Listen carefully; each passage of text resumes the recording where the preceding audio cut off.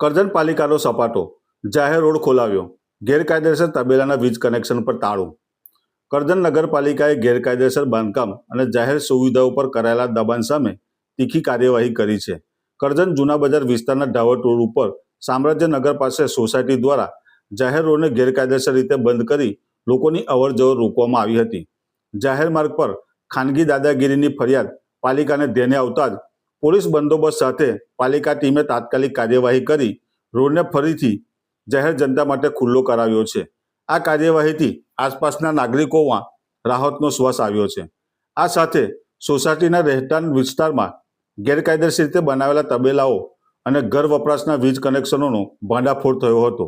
MGVCL દ્વારા સ્થળ પર તપાસ કરી તબેલાઓના ગેરકાયદેસર વીજ કનેક્શન કાપી લેવામાં આવ્યા છે. હવે સૌથી મોટો સવાલ એ છે કે ઝડપાયેલા ગેરકાયદેસર વીજ કનેક્શન મામલે વીજ કંપની દ્વારા જવાબદાર લોકો સામે કાયદેસર અને કડક કાર્યવાહી થશે કે કેમ?